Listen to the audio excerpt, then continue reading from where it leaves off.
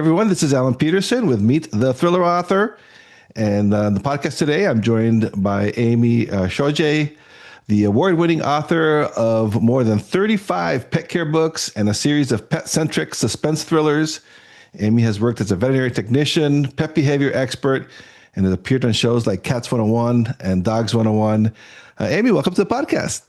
Oh, thank you, Alan. I'm excited. I read one of your books over the weekend, so I'm excited to actually meet the thriller author. Oh, awesome. Well, thank you. Yeah, I'm so glad you're here. And actually, this is a good way to let the listeners know. So we met under pretty unusual circumstances. I try to reach out. I made post messages on my website and the previous episode, but there's a scammers out there impersonating me and my podcast. And they've been emailing a lot of authors asking them to pay a fee to be interviewed. And you were one of the people. But fortunately, you were suspicious and you reached out to me directly. So we were able to nip that in the bud before you lost any money. I'm not going to pay that stuff. Yeah. That's one thing that's very important to know. Like most podcasts, I never charge for guests to be on my podcast. I've done lots and lots of radio and podcast, and I have never been asked to pay. So that automatically raises red flags, and also rarely do people reach out to you directly and invite you. Usually it's the other way around, that you're kind of knocking on doors and hoping somebody will, hey, yeah, you come talk to me. Let me be a guest. So that again was a red flag. And fortunately, you're a very familiar name. And so I was able to find a legitimate email and copied you on that because I wanted you to know about it also. There are a lot of very legitimate authors. I mean, the author of a great movie out there right now supposedly sent me an email this week also. So and I don't write about octopuses, but still, it's like, oh yeah, you're going to make me famous. Why do you want to know about my books? Yeah. I get those too, scammers from like book clubs and all the movie producers want to make all my books into movies, of course. So people, so if authors listening to this, you have to be very, very careful, especially nowadays. Like it's very easy now with the AI. It's very easy to write the emails. So it makes it seem very legit. A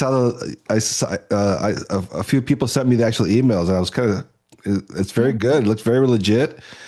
And the email they use they have my name on there. It was Alan Petersen host@gmail.com. So Right. FYI, it'll usually be through thrillingreads.com when I reach out to people. So Yeah, that's another tell. If it's from Gmail, often that's not legitimate because most people are going to use their own website as part of the email address. So I mean, I've gotten it supposedly from agents saying, or from publishers saying, oh yes, I want to know more about your books. And an awful lot, they started out with the book clubs, yeah. where at first, the book club, oh, we have all of these readers and they're interested in reading your books and there's no charge. Oh, except for a modest little fee, and then that modest little fee is like, anywhere from 25 to 75 to hundreds of dollars for a book club that really does not exist, or that they've scammed off of. So Yeah. just if it's AI, you it can be used for evil so hmm much, which is, it's a great plot for a thriller, but it's not for real life. It's kind of throws a wrench and stuff. Yeah, and they're good too because they start very slow. They don't hit you off for money right away. Right.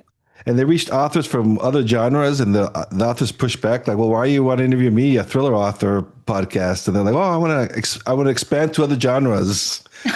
So they had an answer for everything. So Oh yeah, and I did get a note back when I sent very polite response saying, "Thank you very much. I'm flattered because I'm familiar with your work as an author. But could you tell me why you're not using your regular email address?" And they sent a note back saying, "Oh, well, I use this different one just for the podcast." And I thought, and about that time, you sent me a legitimate email and I said, uh-huh. And then, I just delete. This delete finger gets an awful lot of exercise. Yeah. Well, I'm glad that that the silver lining. We're now. After you reached out to me, I went and checked out your website. And I'm like, oh, you actually write thriller books. So I checked some more, and they looked interesting. And I love your background. So I'm like, oh, I'm gonna have her on for real. Forget that guy, that Yeah. scammer. Dog lovers unite. Yeah, Yeah. exactly. Yeah, and I love dogs. So yeah, so here we are. All right, so let's go. Let's get on to the good stuff now. Enough of the scammers. So on your website, I love it. You describe yourself as the accidental writer.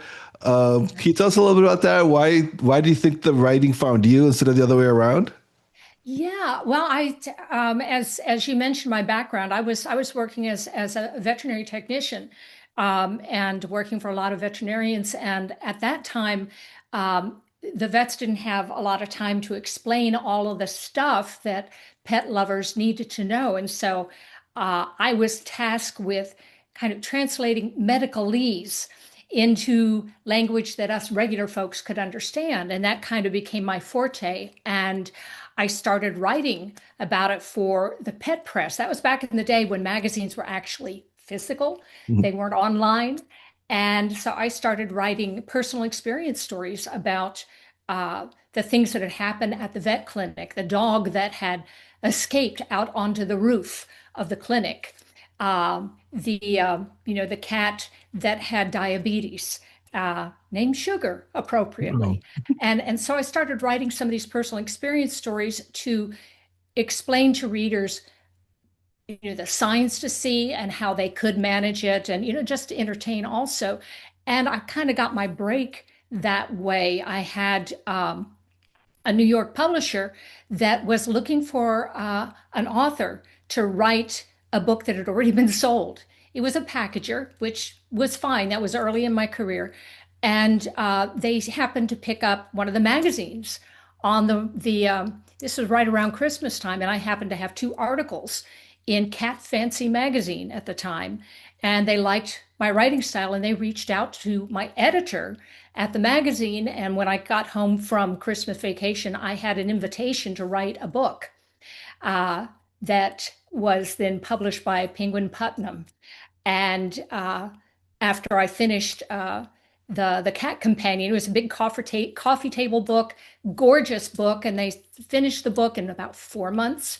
Very, very fast turnaround. And they said, well, it kind of occurred to us, do you know about dogs? Do you want to do a dog companion book? And so I did these two books. And the first one sold 45,000 copies. The dog one about 28,000. And it was on my resume, and it kind of launched my nonfiction pet book writing career. So it was all kind of purely by accident, started out that way, and it's just grown from there. The first book was published in 1992. So I tell people, in dog years, I should be dead. But I'm kind of aging as gracefully like a cat as I can. Yeah, and when I saw you first saw your name, it sounded familiar, and I looked at your nonfiction books, and because the first time my wife and I got married, the first thing we did, we went and got a dog and a cat, and I swear I've seen your books on Barnes and Noble back in the mid Yes. '90s. Yeah, yeah. I actually, and I got my agent from all of that also, and we published around 12 books together. One, I got rights back on most of those, and I'm publishing independently now. But the First Aid Companion for Dogs and Cats, it was published by Rodale Press. It's still in print and still selling really well, and I'm very, very proud of that book. It has saved so many pet lives. And at book signing events, I kind of get choked up over it. I've had people that came up and and were looking at the books and said, "Oh my gosh!" I said, "Well, oh, can I sign a copy of the book?" No, no, no. We already have one. Your book saved my dog's life. Wow. That's why we do what we do. And though, then when I started writing the fiction, Mhm. and I'd always wanted to do, kind of. I tell people that that first fiction book, the first thriller, was the book I'd always wanted to read and couldn't find. And so I wrote the book that I'd always wanted to read. And it includes all of that stuff that I have learned from my work as a vet tech, and then I'm also a certified animal behavior consultant for dogs and cats. And so it informs all of the fiction stories, but it comes from the world of reality. So the back of each book, I have a section that's called fact, fiction, and acknowledgments, and I tell people, okay, this is in the thriller, and that's fact. That actually there is a CODIS for dogs that they use to track down, uh, dog fighting thing. That was one of the themes. This stuff that I put in there, I made it all up. And that's the fun of writing fiction. You get to make shiitake up and have a ball doing it, and all the bad guys always pay for their crimes if you want them to. So yeah, but I was going to ask you about that. That must be very a freedom for you. After all those years writing nonfiction, you have to be very specific. Now you can Oh actually yeah. like have fun, let your imagination go. But you are careful though. You try to balance some educational with your Oh right. thrillers. Yeah. Right, absolutely. One of the stories where they're caught in a flood, and little one of the little dogs is caught in a flood and drowns. Hmm. And the little boy, save my dog, and we saved the dog using acupuncture, Oh, and it actually will work. And that's a promise I make to my readers that and a lot of the pet authors do this anymore. We say, the dog doesn't die. mhm. People maybe will, but the animal characters do not die because, as a reader, if that happens to me, I've thrown books across the room. I'm not going to read that author ever again. So we make that promise up front. And then, I first started, my dog character was about 9 months old and being trained to be a service dog. And so each book came within 3 to 4 months after that because I didn't want the dog to age out of the series. And then it suddenly occurred to me, it's fiction. He doesn't ever have to get too old and die. He can live forever. Yes. Don't we all wish that our pets could live forever? So that is really a freedom now. And it doesn't have to be, every 3 or 4 months with the next installment in the series.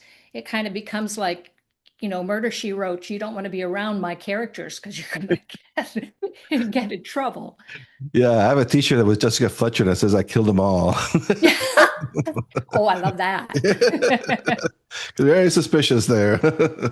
Yeah, so tell us a little bit about your series. You have two different series, I believe, No, of thrillers. Oh, it's just the the one one. series, but well, it's kind of interesting. I'll tell you, yeah, Mhm. the series, it's my the September in Shadow thriller series.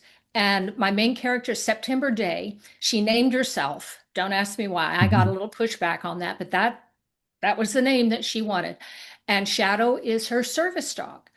And the very first story starts out, she's training this dog for her autistic nephew, the little boy, and they get lost in a blizzard, in a snowstorm. And when the scenes were with the child, I didn't have a clue how to write an autistic child's viewpoint, so I put them in the dog's viewpoint and used my background with veterinary care and the behavior. The dog does not talk. These are not cozies. Dog does not talk, but you view the world through this young German Shepherd's eyes. He would say things like, why is that man staring at me? He doesn't look away the way a polite dog would. So people learned about dog behavior and why they do the things they do. And I had such a ball writing that. And then the reviewers, the readers came in, and those were their favorite parts of it also. And then later on, well, I had people that loved cats. Well, why don't you have, I have a trained Maine Coon cat in the series also. Well, why don't you have cat viewpoint? Cats are very, very different. So yeah, some of the later books actually have some cat viewpoint also. But I got to a point that I thought it was going to be a standalone. And then people wanted to know, well, what happens next? You allude to a backstory. We need to know what happens next. So then I had to come up with it. Mhm. And when I got to about book 4, I had worked with a colleague of mine. You may know Toby Neal, who Mhm. was writing a whole series of thrillers in Hawaii, Yeah. Why, yeah. and she was in uh, an Amazon program where she could invite people in to write in her world, novellas, and it was called Kindle Worlds. And she invited me and a whole bunch of other people to come in to write in that world. And her character had a Rottweiler police dog, her main character. And so I came up with the idea, well, where did she get a Rottweiler as a police dog? Because they're very rarely used as police dogs because of they can overheat very easily, especially in Hawaii. So I wrote the backstory of her dog uh, and how she had gotten the puppy from Texas, where I am, to Hawaii Mm. and into her main character. And then when they discontinued the Kindle Worlds, Obi very generously said, take your characters, take your stories, rename them because she owns those, but rename them and use them however you want. And so I rewrote everything. I had 3 novellas. I turned them into one, and that's book 4, and expanded, and I put it back into my world. And so I have a second uh, series of characters there that could spin off at some point. And they've kind of become uh, somehow or another, she's related to my main character, and now they've got a Rottweiler that is grown up and is a police dog in training and a bomb sniffing dog, while her dog Shadow is a service dog and doesn't attack. And so yeah, it could. And I'm talking too much here. Break in. I will No, shut up for a while. no, that's so fascinating because that's what's so fascinating about your thrillers too, and because you mentioned before you're used to seeing animals in cozy mysteries, but it's very different. Right. Is that something that you were like?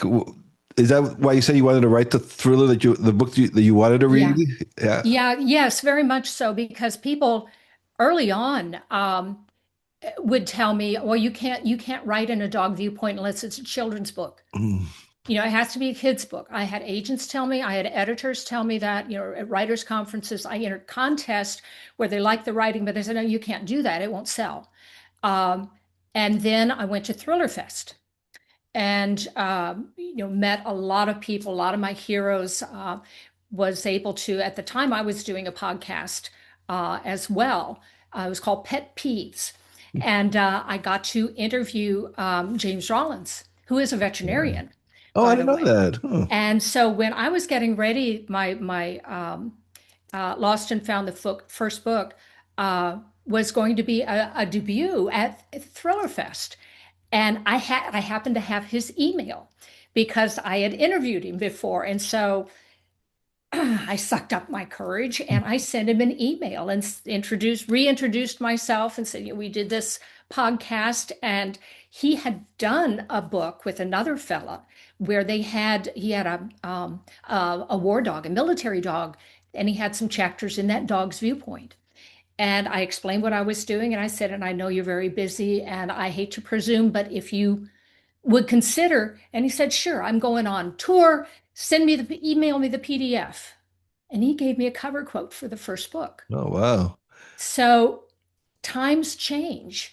If people are listening and they have a passion for something that, everybody in the world is saying, you can't do that, or it won't sell or whatever. Now, with the freedom of independent publishing, if you think that it's going to work, jump off that cliff. The worst that happens is it's not going to work, and then you go a new direction.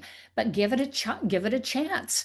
And since that time, there have been a lot of authors that are now doing animal viewpoint characters, not just in fantasy, not just, in a lot of different things, also in cozy mysteries. But mine are not cozy, so I have to be real careful about that. One of my favorite authors, Emily Kemlin, is also does books, thrillers with dogs. Her main character has a dog that protects her. I don't think she does dog viewpoint, but she is very important to the plot. And she's also very adamant. She said these are not cozies. So you have to be very careful and upfront because you don't want to disappoint people. Now, Amazon, if you go on Amazon and look, sometimes they will put the books where they think they should go. And so it some of my books do look like they are in a cozy category, but they're not. And I try to be very careful about that. Um, One difference with my thrillers is I try very hard to not have on scene over the top violence. I also don't have any sex on scene. So like that is true of cozies. You don't have a lot of the graphic kinds of things. And I don't have a lot of graphic um, language either. And that's my own personal preference. I grew up in a family we weren't allowed to curse. Mhm. So we made up curse words. As kids, we made up words. And so I take it as a challenge. Like my main character says crapioca a lot or shiitake or those, and there are ways you can do it, and it's a challenge for me, and it's kind of fun for me. And then when people ask me, well, is there bad language, or oh, my granddaughter who's 14, is this appropriate to her for Mhm. her because she loves animals? And I said, well, you read it first. There's no sex on stage, but there is some language, and they are thrillers, so people die. But you read it first. If they're 12, 13 years old or older, probably they would enjoy it. I like that. So there. You read it first. That's Yeah, good. you read That's it first. I'm good. not taking, I don't know you know, is Yeah. this a Christian story? Well, she has a faith of source, but again, people die. So, Yeah, I think what's different too with your books because I have noticed in the last couple of years that I've seen more books, thrillers coming out with animals, but usually they're like canines or they're bomb sniffing dogs. yeah. But your character is a behavioral animal behaviorist. Can you tell us a little bit about that? And I also have to ask because since you have that background, are you what parts of you are in this character? She's younger, prettier, more athletic than me, Well, more we brilliant all do than that me. with our characters. Um, they would say write what you know. So I do write what I know. My main character, she was a professional cellist. I'm not a professional, but I do write. I do play cello. I'm a musician. I write plays, musicals, and perform. So I have that background. My main character has a rose garden. I have a rose garden. Part of that is it saves me time and research because that's that's a rabbit hole I can go down from my background with nonfiction. I can research forever and never write. I love research. So what I try to do now is write the book without doing a lot of research up front and then kind of do bookmark things where I go back, okay, go find the actual thing. And then like I will put in the link. Go learn more about the dog CODIS situation, or oh yes, I wrote here where dogs. This my main character, my dog Shadow climbs a tree. Here's a video of a breed of dog that likes to climb trees. And so you'll give them things like that. So there's a lot of my background in there, but kind of you get to play around and figure out what's fun for you, what would be fun for the reader. I would love to be able to do some of the things my main character can do, um, but I'm happily married and she's not. So that's another thing. And I've never killed somebody, and she has. I've never been stalked, and she has. So there are a lot of things like that that similar yet dissimilar. We're both in Texas. I set my books in a fictional North Texas town so I can make it up, and people aren't going to come back to me and say, "Well, actually in 1972 that building was torn down." So it's because they'll, and I have a gun expert that checks a lot of that stuff. I have several friends that are experts in different things in being on the spectrum, or guns, or whatever else it is. I mean, I think I'm sure that you do the same thing when you're researching something and making sure that you're you know, dotting all the I's and crossing the T's, so you don't get a bunch of reviewers coming back and saying, "Well, I know it's fiction, but." Yeah, yeah, oh yeah, and I make up my towns too because yeah, same thing. I don't want to. You can't take a right on that on Main Street, and Now, I did in one of my books. I had her leave Texas and go back to South Bend, Indiana, where her first husband had died, and I grew up in that part of the country. Again, I didn't have to research it that Mhm. much, so I didn't have to spend the cost of travel or time or that kind of thing. And this most recent story. One of the people there is a teenager, and her boyfriend um, lost his parents and has been moved to Kentucky to live with an aunt. And I have family that's in Kentucky, so again, if that comes up in the future, I don't have to necessarily go and do my research. So always kind of thinking. Yeah, yeah, smart, smart. So, how many books do you have in that series now? Book 9 came out in this past November, Oh, okay. and I'm working on book 10 right now. And people ask me, well, how many are there going to be in the series? I said, when the ideas stop coming, I guess I'll wrap it up. This most recent one is every one of them does. They take me in new directions. Does that happen with you also? I mean, I've got a Mhm. huge twist at the end on this one that's going to kind of launch her in a whole new way of doing. She started out in the first book. She knew she had a stalker, and she had rows of locks on her doors and didn't want to leave, and that's why it was so hard for her to go out and find this missing nephew in this snowstorm.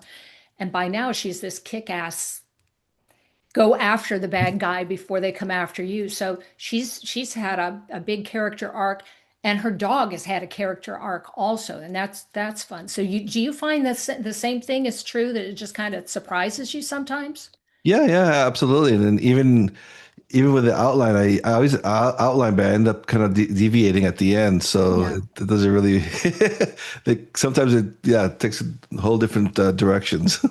Yeah, and But that's fun. I told you before we started. I just read your book. I think it's The Good Mother. oh yes. I just that was cool because halfway through I knew who this was, and then suddenly it was like, oh, that's who that is. Okay, that was well done. Yeah, well I'm that's not gonna I'm not gonna do spoiler there, but yeah, for people that if they haven't read that, that's a good one. That's yeah. I couldn't put that one down. Yeah, thank you. Yeah, that's the big thing with the psychological thrillers that I'm writing now. They're very Yeah. big on the twists, and they have to have a couple fake ones, and so that Yeah, gets that a little was more very well challenging. done. Yeah. Yeah. Because I So, think I think as we have written these things, we kind of start to see, the kind of the little hints here and there, and trying to figure out, oh, I know where he's going with this, and then when you miss it, that makes it that much more delicious for the reader. mhm. And now that you're working on your 10th book, is do you find it like it's getting is your process the same? Is it getting easier? Is it still challenging each book? Yes. So I figured. Yeah, well, the first one took me forever. The first one, as I said, I had entered it in contest. I entered it 3 years in a row in the same contest, and first year it was disqualified because it's got to be a kid's book. Mhm. The second year, I think we had a snowstorm, and it never got to the judge, so I didn't get it. And then the third year, I entered it, and it won second place and got a lot of great feedback. Oh, and this was fun. This was interesting. I encourage people to enter a contest for this reason.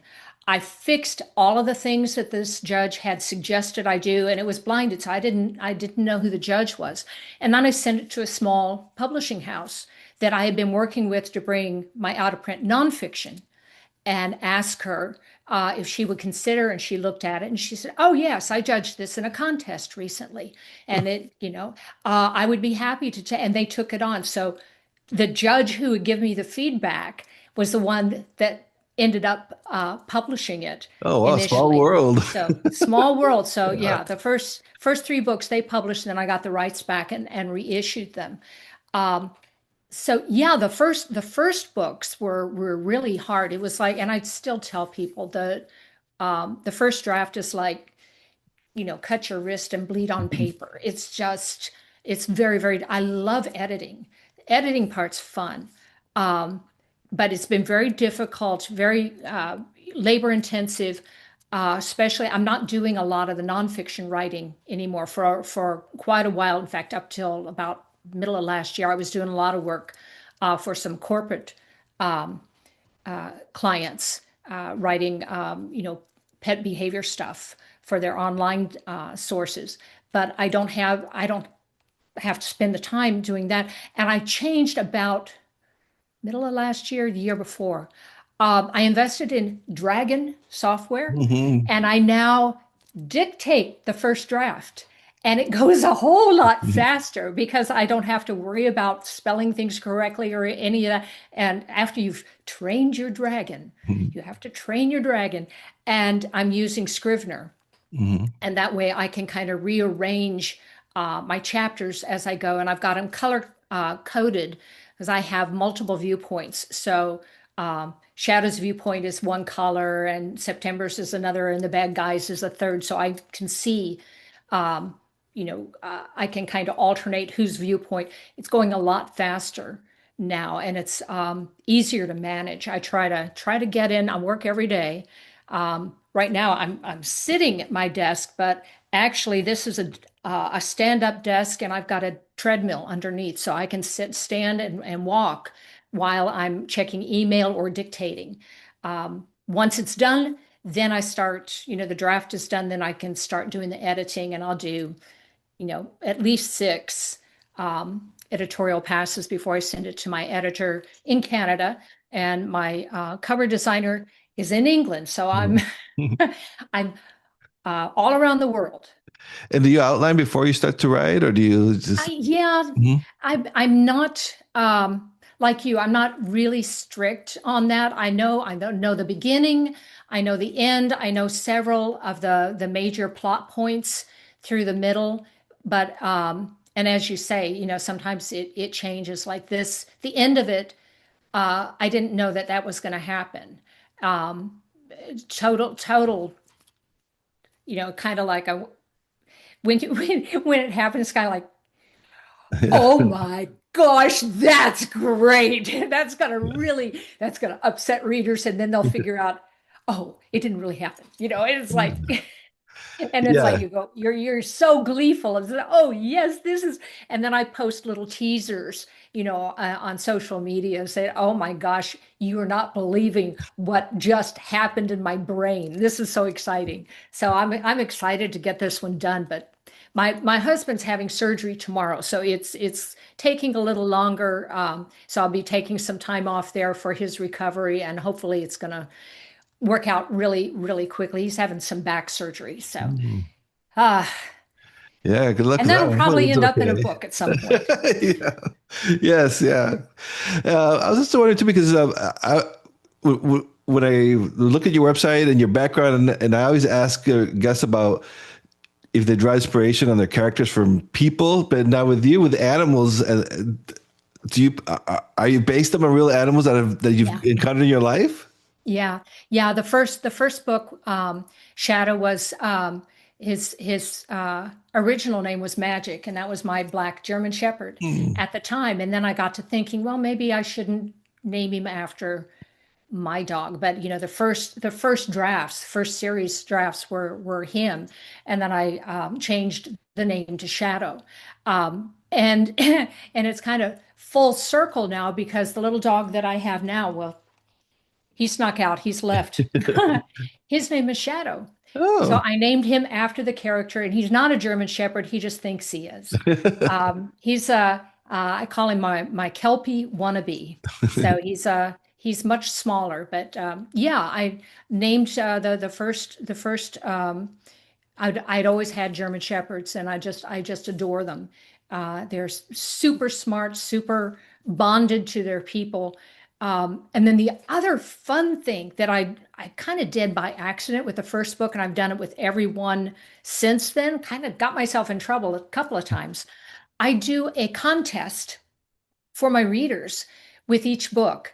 Name that hero pet. Oh, nice. And yeah, so I sent a note out to my newsletter list or to the blog. Yeah, I still write a blog, and people can nominate their dog. Now I also do.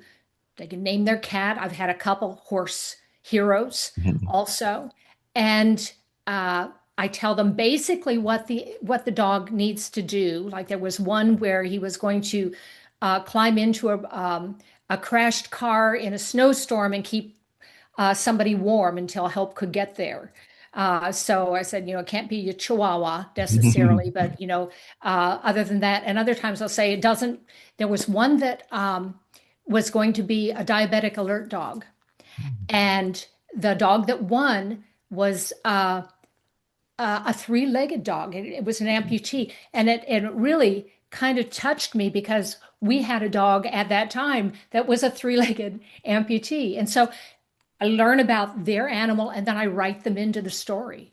Um, and there was one book where I had so many that oh, these are so all such good. I'm going to write them all into the story. And it was like, oh my God, never do that again. Never do that again. It was too many. It was like, oh goodness. So I try to limit it now.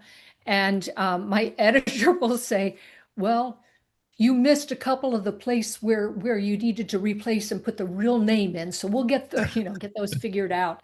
But because I do that kind of once I have the book completely done, and then I have to add in extra stuff like one of them there was a cat that um, loved bread and would steal the whole package of bread and grab it and just take it off and chew a hole in it and eat all the bread. And so I would add that kind of thing in, and then they get bragging rights. They get an acknowledgement in the back of the book with their name and the real name of the dog or the cat, and they get to share with all of their family and friends. Hey, Poopsie is a hero dog in Amy's book, so it's good for me too, and it makes them feel good as well. And in your books, what role do the animals play then in revealing the true nature of the human characters? Is that something that you think about when you're writing Yeah, them? it's interesting because sometimes I have really, really horrible, mean, bad villains, but they love the animal, Hmm. and that's been a big problem for me, and I think also for some other pet professionals where uh, you pick up a book and you notice, and the main character has a dog or a cat or whatever, and they interact with them in the first chapter, the second chapter, and then they go off on adventures, and the whole book they're gone, and then they come back and the dog is just sitting there waiting, and it not like a real dog that would have pooped everywhere and the cat would have clawed the furniture. So, and I do lectures now. I'll do lectures at conferences saying, in fact, I'm going to be doing one. Um, I'm hoping at a future one called Writing Like Cats and Dogs, and I putting love it. animal behavior in context, and don't let them just be a prop. If you're going to put them in there, do it in the right way. Mhm. I've heard agents say, "Yeah, give your main character a dog or a cat and makes them more human." Well, yeah, but not just that. Yeah. You have to actually like them, or have it work some way. Mhm. So right now, I have in the curtain book, I have a bad character, and she does not like cats and dogs. In fact, she's out to destroy and kill Shadow because that will destroy the main character. So don't worry, Shadow won't die. That's so important. That's something that I remember hearing. Like you can kill countless people, but Yeah, yeah, not yeah. the animals. Is that something? Did you know that before you started writing these? You know that was the big Oh, rule. absolutely, absolutely. Because that I was one of those readers. Yeah, me I too. was one of those readers. Yeah, and I belong to two writers organizations, the Dog Writers Association of America, and the Cat Writers Association, which I'm one of the founders of that. And that's a premise, pretty much. I mean, it's even kids, and I don't like to have kids injured or killed or anything Hmm. in my stories either. That may be a part of the plot, but it's off stage. It's nothing on stage. And even one of the books was dogfighting theme. I did not have anything on stage Hmm. there, but yeah, it's you do not injure, you do not harm, you do not kill an animal character if you want to attract people who love animals. Yeah. I mean, and it goes the other direction too. If you have somebody who absolutely adores kids and babies and everything, you're Hmm. not going to do that. You always have to think who your audience is. Yeah. And you will get bad reviews. You. You Yeah. absolutely will get bad reviews. And I got bad reviews, a couple of bad reviews on the first book, because my bad guy in that was also on the spectrum. And one of the reviewers was on the spectrum and said, we are not evil people. We're not bad people. And I resent that to be, all the little boy, and they was a victim, and then this was a bad guy. And I took that to heart. And so in future books, those children that had been victimized in the first book, which is they had created a miracle drug to cure autism, which is total fabrication, but it's fiction, and it's a thriller. And this bad guy was selling this stuff. So in future books, I had those children be the heroes to get back at the bad guys. And so it came full circle. They were no longer the victims. They were the instigators that got justice for themselves and for others. And so I do read reviews. They say you shouldn't. I don't read very many of them, but when it's something like that, you can learn a lot from them. Hmm. And that was also people saying, well, what happened? Why was she always locked up? What was her backstory? Because you never told us what. So the second story told what the backstory was, and the stalker came up. So all of these things, I think you put in the story. Maybe you don't know what it means in that book, but then that triggers something in future stories, and that's kind of the way this whole all nine books, they all hang together. I didn't, if I had to plot these and plan these all at once, there's no way in heaven I could have done that. It's just something in my brain is very, very weird. If it works in this business, so It that's worked, it good. worked, yeah.